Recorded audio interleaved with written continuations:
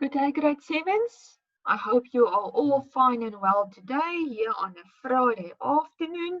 And we are going to look at the topic for today is about the organizational structure. A little bit of a strange topic, but I've tried to put everything that you guys need to know on slides. So it's not a lot, but we are going to work through a few slides today.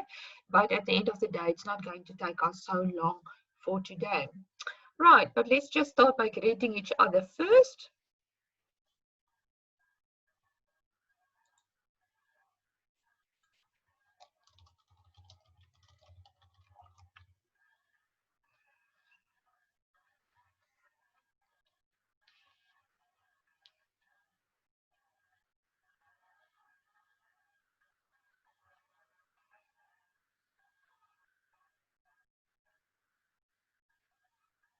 And I'm already very glad that it is going better today, that you are locked in more in time like the previous 2 days, hey?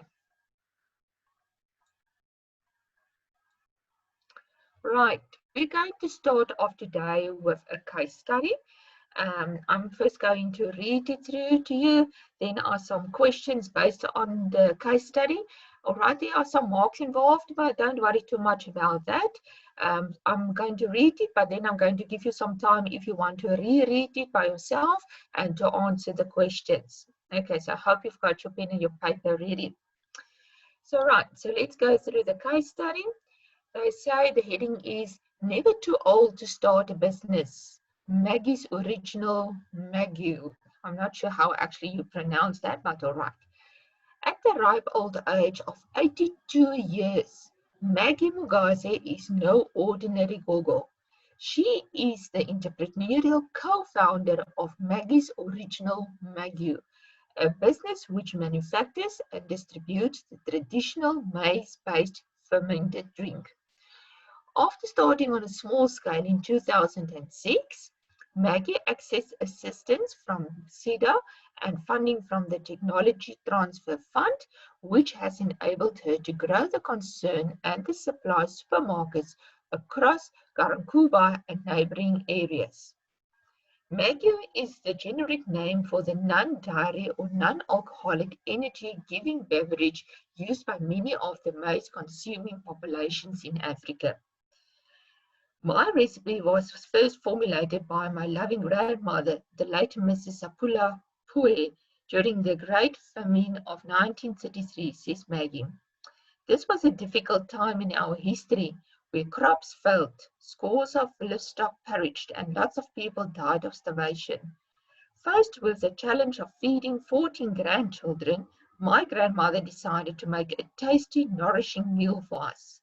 This is how our original Maggie was born, and like my grandmother, I have passed the recipe down to my grandchildren, who are now my business partners. So it's like a family business. Maggie was referred to Cedar and was encouraged to apply for funding from the Technology Transfer Fund in 2006. The Technology Transfer Fund assists small businesses to improve their competitiveness through technology transfer and pays for technical training. After being assessed by a Cedar Technology Fund project officer, Maggie's original Maggie received funding to acquire bottling, labeling, cooling, and flavoring equipment, which enabled the business to scale up production whilst improving capacity, quality, and efficiency. Cedar is currently assisting the business with a quality management assessment and will continue to provide advice and support as the business grows. Maggie's story proves that you're never too old to start a business. Aspiring entrepreneurs like Maggie can access information, resources, and services through Cedar branches. And this study was taken out from a source, and I've indicated the source there for you guys, but all right, that's not important. Okay, there are about 5 questions. So what I'm going to do is I'm going to give you some time if you maybe want to reread the case study and to see if you can answer those questions on your own. And then we are going to retake the questions and then we will talk about those questions through. Right, so let me give you about a few minutes, let's say 8 minutes or so I will give you on this one.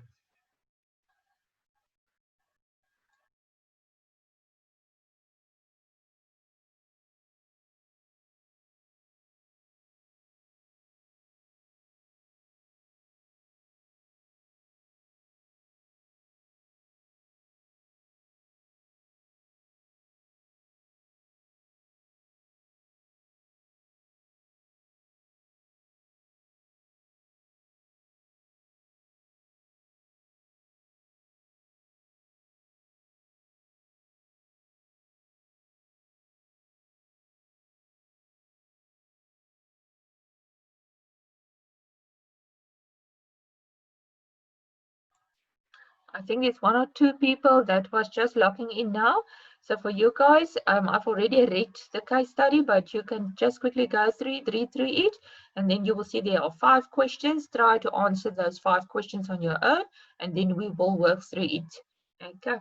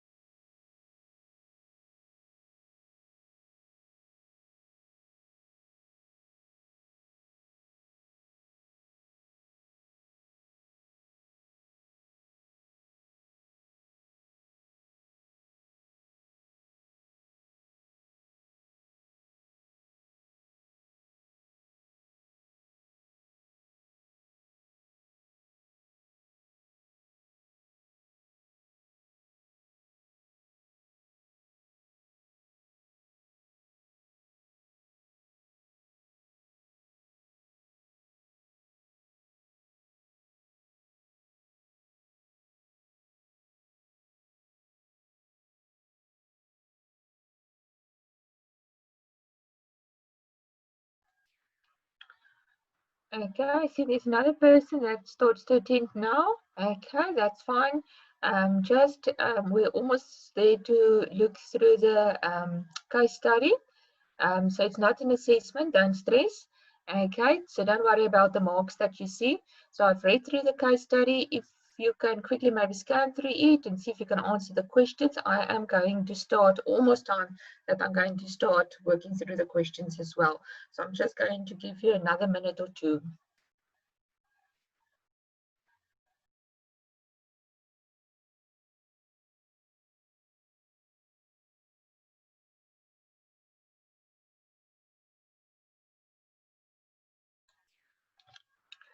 Okay, Billy, we are going to do it in class now. All right. So I'm just giving the people first some chance to see if they can answer it on their own, and then we are going to talk through the questions and the answers.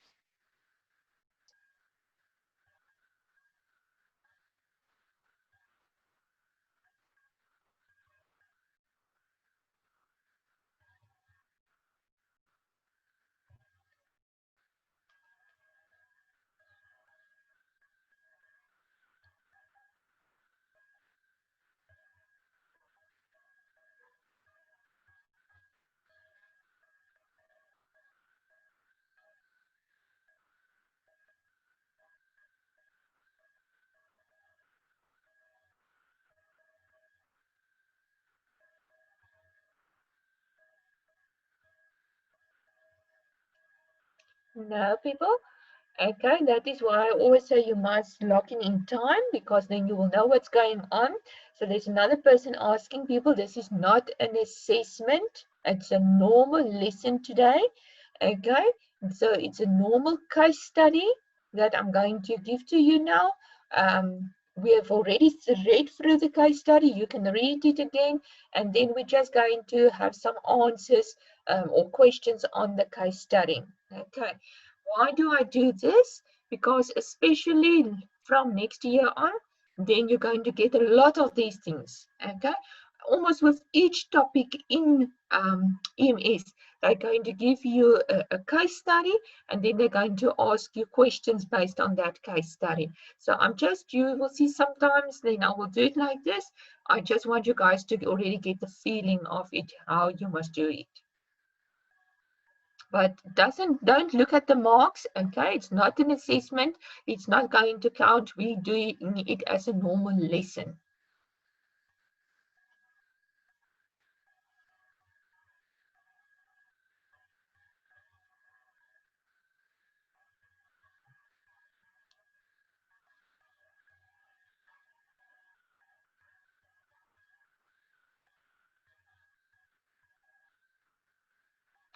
Right, I think most of you might be finished now. All right, so let's look at the first question, and the answers I'm going to show you now is on the next slide. So the first question was, what support did Maggie need for a business? What support did Maggie need for a business? Remember Maggie, 82 years old, she's starting as an entrepreneur with a business, and what support does Maggie need? Right, and there you can see the answer is Maggie needed funding in order to scale up production. People, you cannot start a business if you don't have money, if you don't have funding, if you don't have capital, then you cannot start a business. Okay, doesn't matter which business it is, you are going to need some money. Okay, so the support that Maggie is needing is some funding, some money. Then the next question, why did Maggie need this support? Why did Maggie need this support? The manual way of doing bottling was causing hold-ups in the production process. So there were some problems, and she is going to need either some creative way, or she's going to need money, or she's going to need something so she can solve that problem so that her production process can go on. Okay, so basically the problem was the bottling, okay, that was causing holdups, but then she must do something about that problem so that the production process can go on. Because if there's not a production process, what then? then a business is not going to make some money, not going to make profit. Is the business going to hold on them very long? No, then it won't.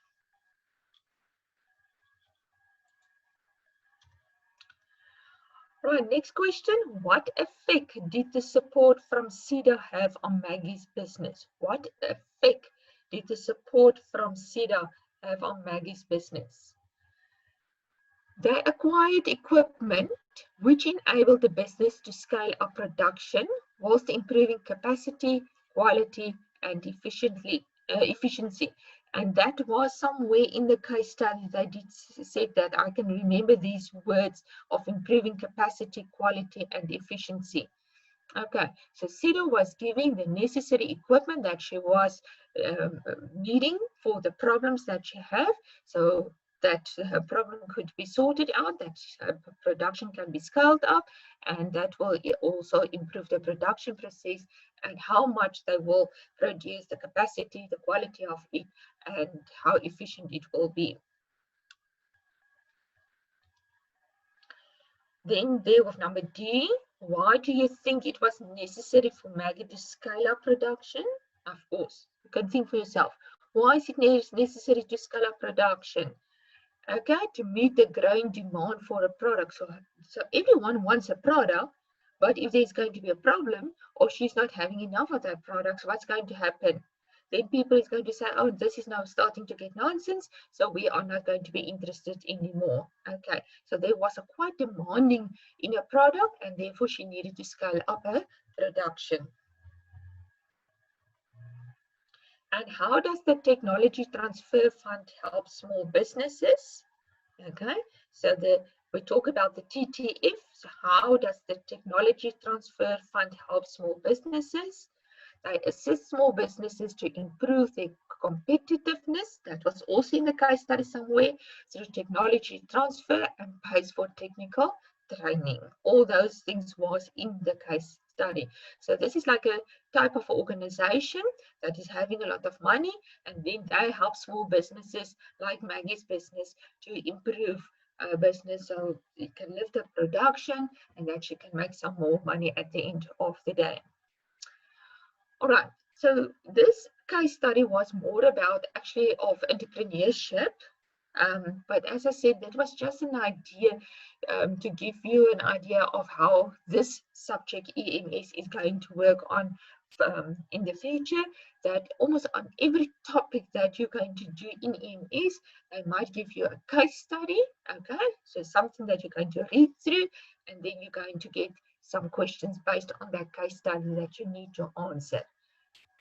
Right.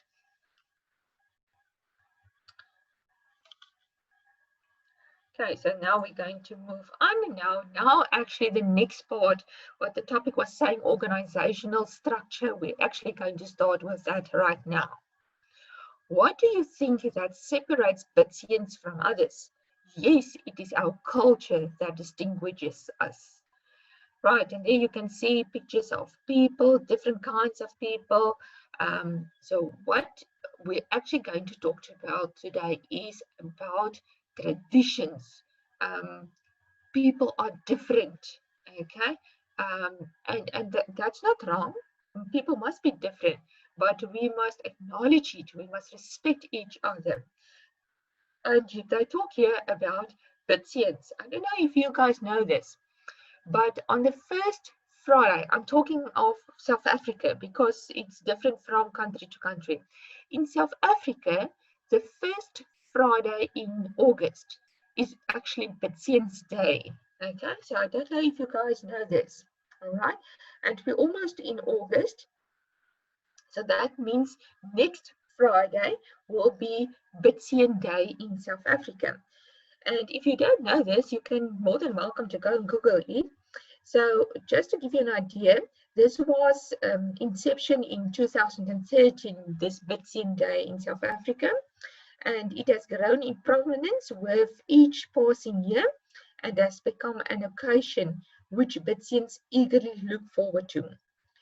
Now, what is this about? It's about a chance to reunite with old mates, forge new bonds, relive old memories, and make some new ones. Okay, So actually, well, we can say next Friday when we're going to have lesson, we can have a Bitsy day, all right? Because then it's actually because we are so many different people, okay? And we actually don't really know each other because we're talking to each other through a computer, right? So, I mean, my traditions is going to be different from yours. Or, for instance, and we are a lot of different traditional people. So next Friday, when it's Bitsy Day in South Africa, we can maybe actually talk about our traditions as well. But that is supposed to be a day where we're going to reunite with each other. We must be friends with each other. We must talk to each other about our different traditionals that we have and how it's working, and that we have to respect each other. Organizational culture. Okay, we believe that organizations will ultimately get only as far as their organizational cultures take them. All right, people, think for yourself, especially a very big company. Remember, guys, I've told you quite a while ago that many years ago, I've worked for Sanlam head office there in Bellville in Cape Town, and there are about 5,000 people working there. Now you can just get a picture in your head. 5,000 people. How many different cultures are there only in that particular company? Okay, and we need to, at that stage, we need to work together, we need to stand together, we need to believe in each other, and that is how it's working. There are different cultures in organizations, and we need to understand and need to know how it's going to work. Another thing is people, like for instance, and I don't know even if there is maybe some Muslims attending now on now with the Zoom, okay? But you guys, for instance, have maybe a certain time, let's say on a Friday, where you need to go to church, or your whatever your culture is going to be. Minos, so I think help me here a little bit because sorry to say, I don't know now really how it works, but I know when I was teaching one of my classes about 2 years ago, there was two Muslim guys in my class. And normally on a Friday, they didn't attend class because they need to go to church, to the mosque. Yes. So, and I mean, that was not a problem at all. And I cannot be angry at them for doing that. That is their tradition. Okay, it's their culture. And then it doesn't matter if I was teaching, it is still like a business, right? It was still like an organization, and I need to respect that. And normally on the Thursday, these two guys were coming to me and then they will ask me, ma'am, what are we going to do then tomorrow? So they already got on Thursday their homework and all the necessary things. And Monday, then they were just continuing and all the things was done. So that is what we need to know. In different businesses, we are different people from different cultures, and we need to work together. The basic pattern of shared assumptions, values, and beliefs considered to be the correct way of thinking about and acting on problems and opportunities facing the organization. The philosophy that guides an organization's policy towards employees and customers.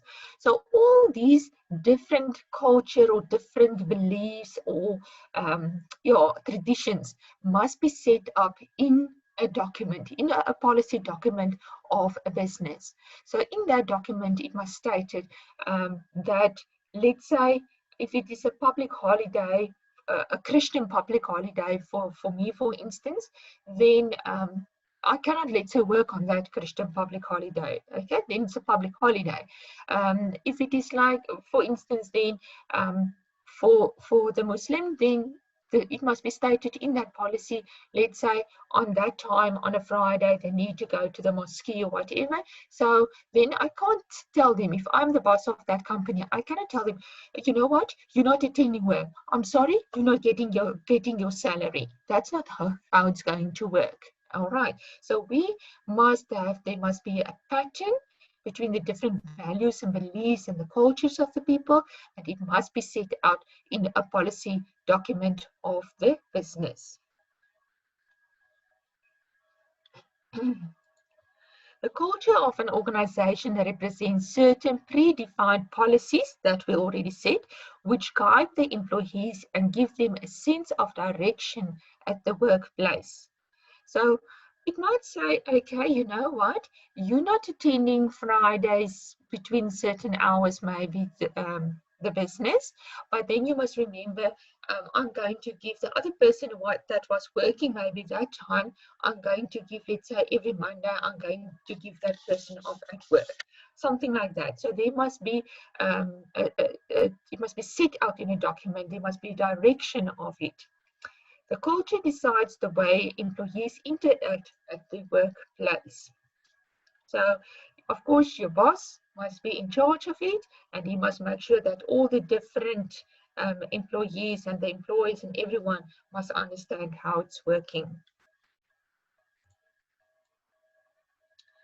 What is the importance of an organizational culture?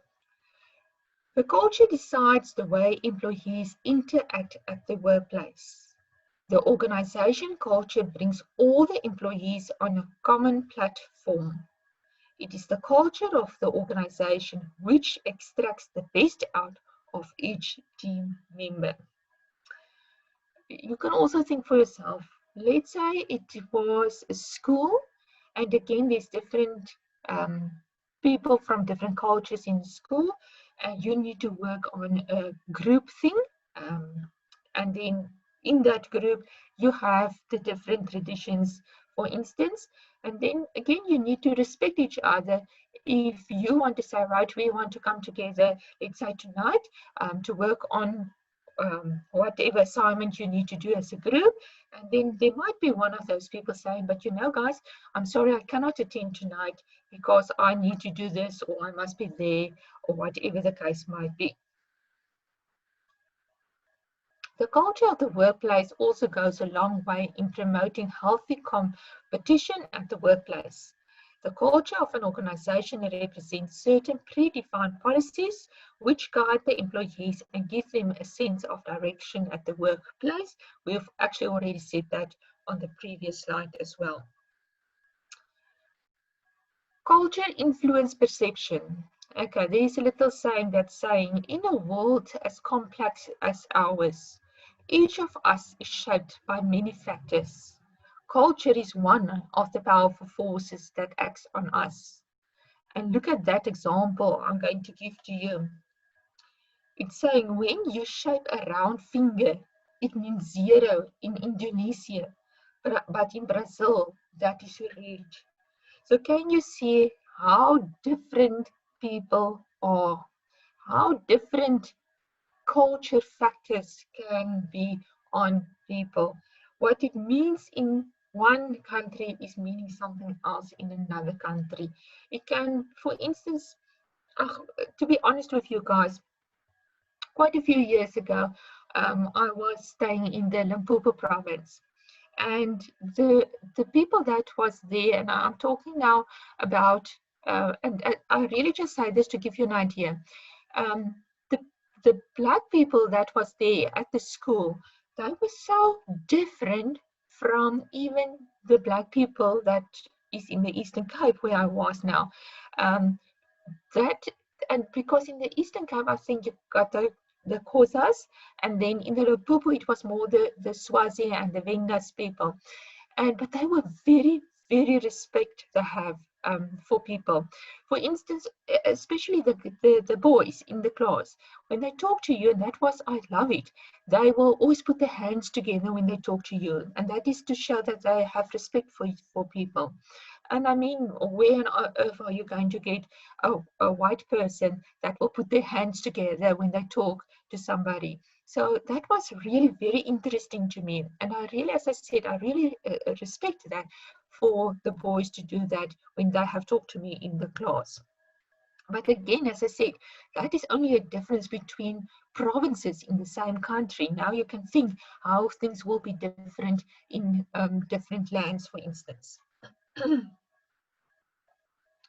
Corporate opportunities, taking for themselves personally opportunities related to company's business, using the company's property, information, or positions for personal gain. And then confidentiality. Directors should maintain the confidentiality of information entrusted to them by the company and any other confidential information about the company that comes to them from whatever source. People, that is very important. In any policy, in any contract that you're going to sign, there is going to be a confidentiality clause. Okay, so that means, for instance, to give you a simple example, um, even doctors have a confidentiality clause.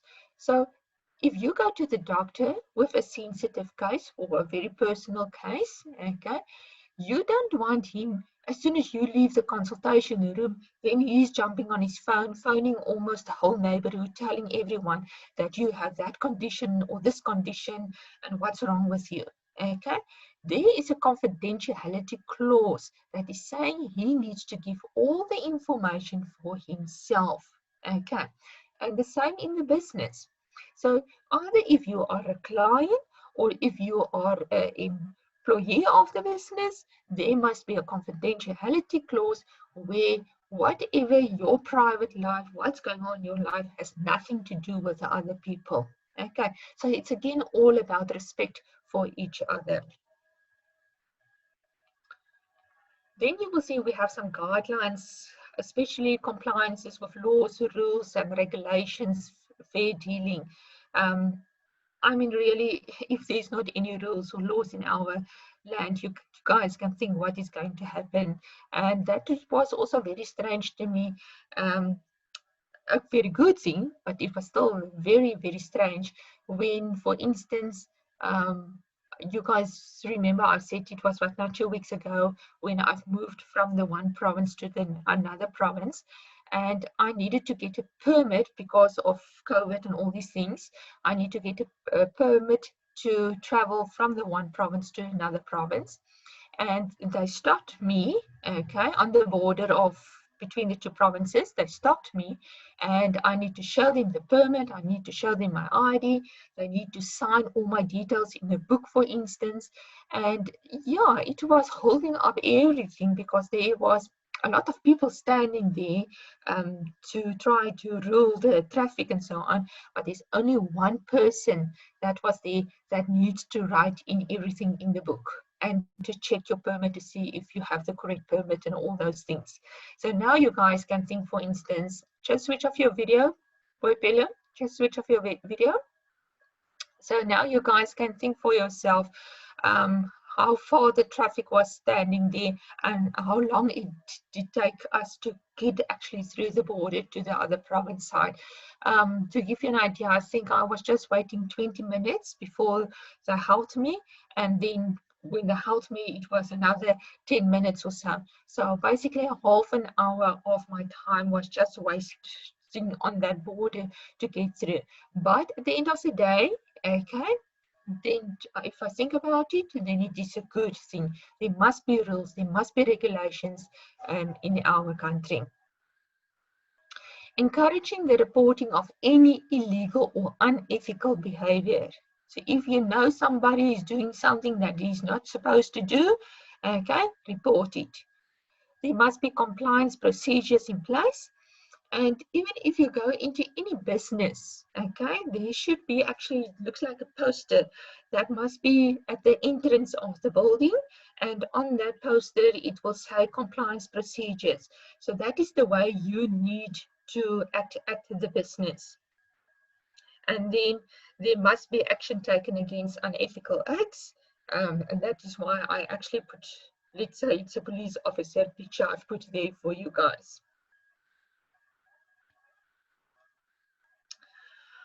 So culture is an inherent part of an organization, and an organization's success depends greatly on its culture.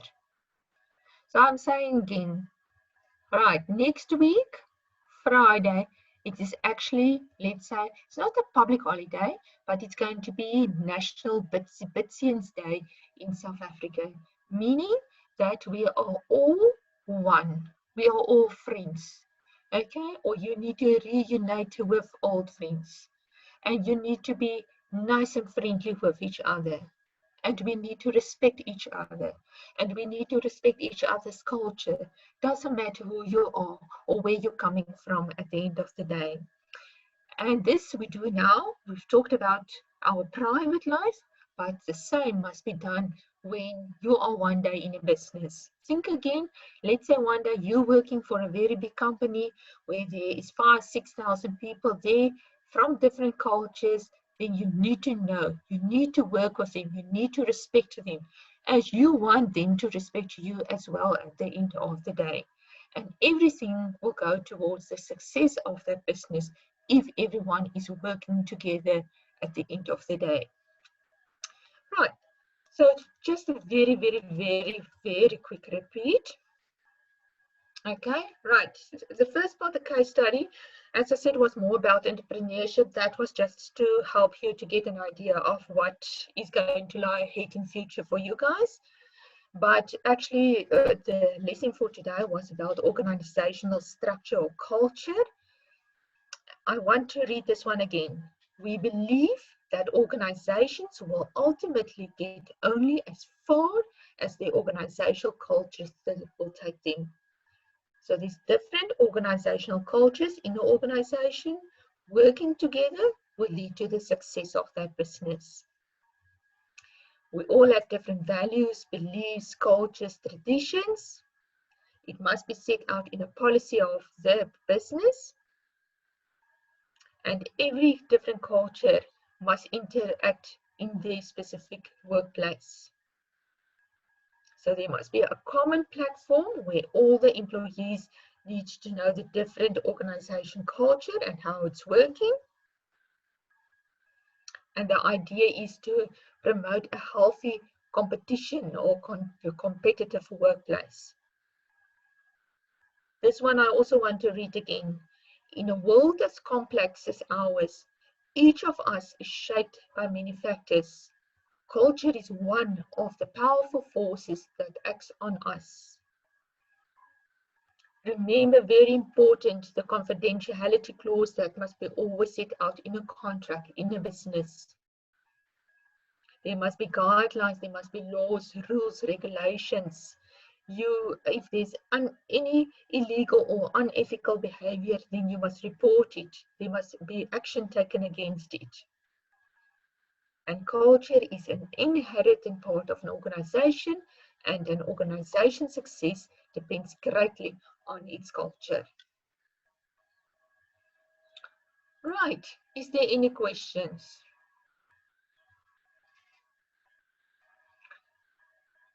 Okay, I see Boypelo was asking if I'm a Christian. Yes, Boypelo, I am a Christian.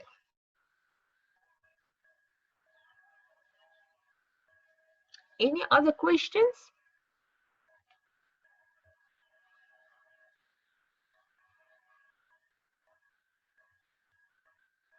Right, so I think as you guys have noticed, it's a very strange topic actually for today, actually a very serious one, but as long the main thing of the story of today was that you need to know in a business, because that's what EMS is about, okay, about organizations, businesses, that you need to know one day when you're going to work, even if you're still going to study, okay, at university, that's also like a type of a business. There are going to be different cultures involved, and you need to know how to handle it and how it must work at the end of the day. Right, as I said, that's been it for today, people. If you don't have any questions, then we are done. Thank you very much for today.